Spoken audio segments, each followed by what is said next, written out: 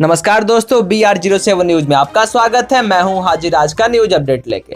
दरभंगा में बारिश के दौरान वज्रपात से 2 लोगों की मौत।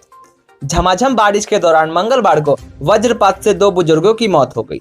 पहली घटना सदर प्रखंड के अदलपुर कुम्हार टोली में हुई।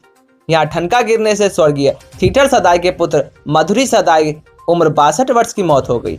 बताया जाता है कि मधुरी खेत में आड़ी बना रहे थे। इस दौरान वे वज्रपात की चपेट में आ गए। इससे मौके पर ही उनकी मौत हो गई। इसकी पुष्टि पूर्व मुखिया टुनटुन यादव ने की।